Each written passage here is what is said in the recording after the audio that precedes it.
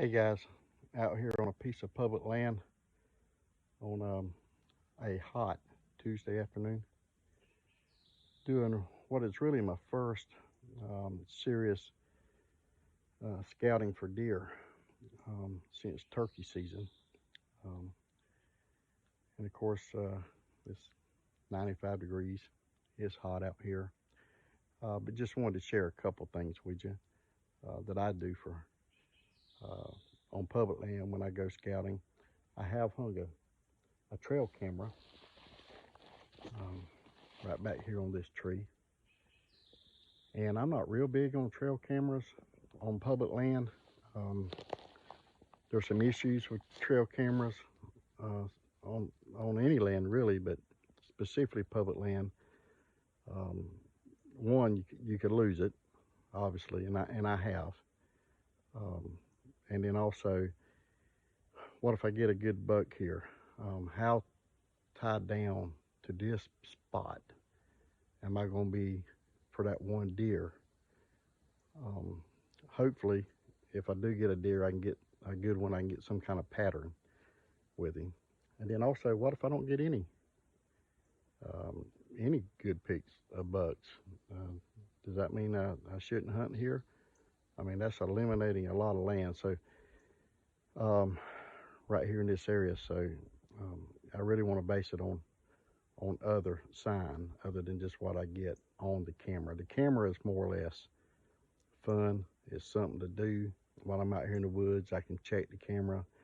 I enjoy looking at the pictures and see what I got, but I got to be careful basing where I hunt solely on trail cam pics. Now this little area right here, I'm not real far off of a fire break, a growed up fire break. I like them when they're growed up. It's a little opening right here in the thick woods, and it is covered in deer trails. I don't know if you can see with this phone camera or not, but there's some good trails in here. And there's no hogs right here in this area. I know it's deer. I've already seen some tracks leading into here that was on the sand, and I've seen some dropping. So I know they're moving through here. The camera would just help me realize what it is, but I'm pretty sure I'm gonna get some deer. And come bow season, opening on a WMA, I should say, it's either sex, and I probably am not going to pass up a doe the first opportunity I get, especially with the way meat prices are in the store. I want to make sure I'm real stocked. So I think this is going to be a good potential area. We'll see how it plays out. I got plenty of opportunities for trees here to climb with a climber.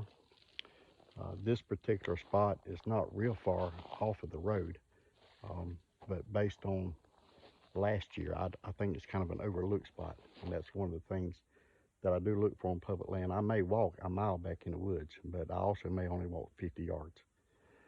I killed a decent 7-point with my bow last year, probably just inside the legal length from the highway. I mean, I was probably 60 yards on a paved highway watching cars fly by at 70 miles per hour, and I was able to arrow a decent 7-point on public land. It's just one of those spots that was overlooked.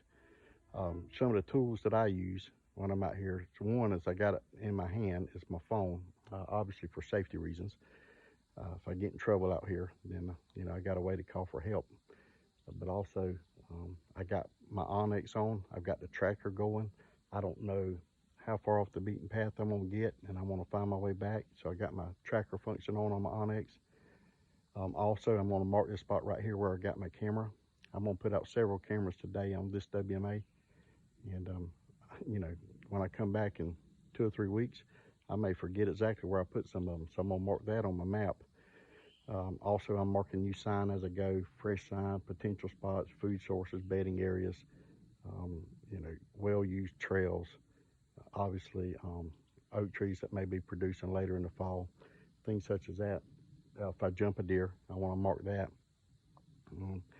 And then if I find a good tree in the area, one of the functions that Onyx has, and maybe some of the other mapping platforms have as well, is I can go ahead and pinpoint the appropriate wind direction. And then that way, when I go hunt for a particular day, and I've got several stand locations, just at a glance, looking at the map, I can see which ones of them are lighting up in green, and that tells me that it's a favorable wind direction, and it will eliminate the ones that's in red or in yellow. That's less than ideal wind direction. So it helps me narrow down where I want to go hunt on that particular day. I do have my binoculars on for obvious reasons. If I see a critter of some kind out in the distance and I want a closer look, I've got my binoculars. One of the things that I like to carry also is loppers, just in case I do find a particular tree that I want to clean up around. You know, right over here is a good example of a pine tree that, it's got some trash around it.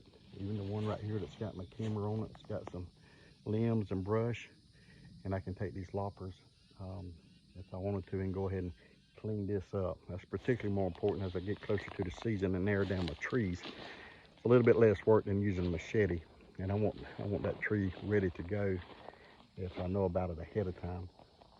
Also, they work real good for knocking down banana spiders that's face high as I'm going through the thick woods.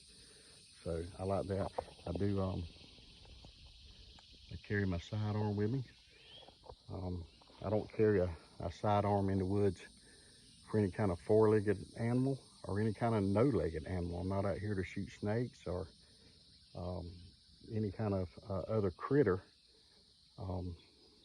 You know, I guess if I had a boar charging at me and I didn't have a choice, I would definitely sling some lead at him, but it's more for the two-legged critters. That's who I don't trust. So out here in the woods by myself,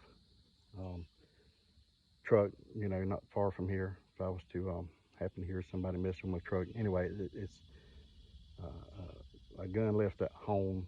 It's not going to do you any good. So I always have that with me. And I have plenty of water and Gatorade back in the truck. I didn't go far from my truck today.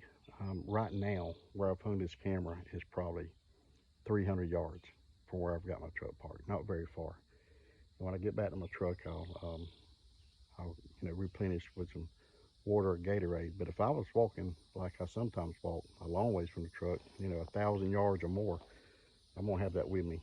That's just gone too long and using up too much calories not to be able to replenish what I'm using. And I can tell you, heat exhaustion is a real thing. Heat stroke is a dangerous thing. If you're gonna be out here scouting in the heat of the summer, you really got to stay hydrated. You will get yourself in trouble. I'm a paramedic, and we see this in the South Georgia heat on a fairly regular basis. You've got to be able to take care of yourself. And so water's great.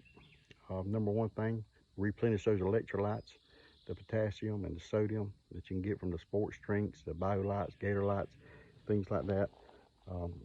Colas, coffee, tea, that don't do it. You need your water and your electrolyte drinks. Those other drinks are diuretics, and they'll make you excrete more water than what you're actually taking in.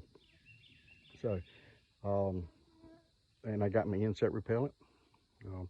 Mosquitoes aren't a big problem right now. Right now, this time of the day, I'm actually more concerned with ticks. I clean my clothes very good, or I should say, spray my clothes very good before turkey season and before deer season with permethrin to help repel the ticks, especially, but also the mosquitoes. I don't have any new permethrin on these clothes that I'm wearing now. I haven't resprayed them since the beginning of turkey season. So I've got a can of insect repellent in my pants pocket. Sprayed on my pants, to try to keep the ticks away. And I'm thankful for a wife that's used to looking for ticks on me, but I would probably be good in saying that it's not her favorite job. So, and I don't want Lyme disease. So try to keep the ticks off. The biggest thing out here though is right now is I can walk through here without worrying about making noise, jumping deer. I mean, it may spook them for a couple days, if that. But I'm not going to be back in here for at least a couple weeks. That's another downside to a camera. That's where a cell camera comes in good.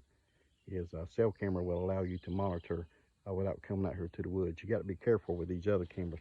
But this camera right here, speaking of losing one, that one there, you know, I don't want to lose it, but if I do lose it, I'm not going to cry over it. It was probably a $40 camera when I bought it about 5 years ago. It's not worth a whole lot of money. The pictures that's on it will be worth more to me than the actual hardware. But I'm not going to, you know, cry a whole lot if I lose that camera. You can do some things to eliminate some of the opportunity for theft by putting them up, you know, higher in the tree, getting them more camouflaged. Of course, getting off the beaten path. You know, if you're putting them on a walking path, you put them on a fire break, you're really asking for it to be stolen. Now, I've done that. I'll put one on a walking trail or fire break, but number one, it's a cheap camera I'm not worried about losing. And then also I feel confident that maybe in the next couple of weeks in the heat of the summer, maybe nobody will walk out there. You know, so I may take the chance, but that's exactly what I'd be doing, is taking the chance. The spot I'm out now I'm probably 40 yards off this fire break. I'm back here in some thick stuff. I feel pretty confident. I know the human being's not going to walk back here before I get back here. But you never know. You do take that chance. But you got to be careful coming out here and checking these cameras. You do it too much, then you're going to spook those deer. And that's really a problem on private land where you got a feeder up. One of the things that people complain about with feeders is the deer going nocturnal. I think it's probably because of the activity around that feeder. Going and putting the corn in the feeder, checking the cameras, always out there. The deer want the corn, so you're going to get a lot of pictures, but most of the time it's going to be at night. And I don't want that to be a problem out here where I plan on hunting. So you got to be wary of that. I am looking for, as I go, I'm looking for human sign, old ribbons. I hate ribbons, but if there's a good thing about ribbons, it lets me know where other people's been. And especially more of them there are, the fresher they are, the more likely it is that somebody's out here hunting. There goes a fawn. I thought I heard what was maybe an armadillo right over here, and he just took off, but it was a little bitty fawn, spotted fawn that probably weren't 2 feet to the shoulder. I wish I could have got him on camera for you. But by the time I seen what it was, he was running away. Right over here in this thick stuff, not 10 yards from me. Pretty cool sighting. Maybe curious, since I'm out here talking. That deer probably never heard a human being talking. So I hadn't heard mama blow or anything, but I know deer's here. That's a good sign. So, all right, I've got my first camera put out. I ain't even turned it on. I knew I'd be standing out here in front of it, so I got to go back and turn it on before I get out of here. And then I've got several more places I'm gonna go stop and drop that was a bird. I thought I was seeing another deer. Drop some more cameras, and then I'll be back out here in a couple weeks. But anyway, most of this information I've given you is for beginners, especially beginners on public land. I haven't taught you veterans anything. So if you want to drop in the comments some ideas you have when it comes to scouting, public land, camera use, that sort of thing, you know, please do so. Check with Brian Grossman on Hunt the South, his Facebook groups, his website. Brian's got a lot of great information on preseason scouting public land, camera use, you know, mass trees, you know, oak trees and that sort of thing that you can help identify. Great stuff. And I won't try to rehash what's already out there. You know, maybe you can get a little bit out of this. If you got any questions for me, or if I can help you any way, shoot me a message. You know, I'll help you how I can. I'll do anything but, you know, take you to a tree to hunt. But I'll give you some tips and ideas on how you can find your own tree. And I'm glad to do it. Until then, be safe, enjoy God's front porch. Thank you for looking at Satilla Outdoors.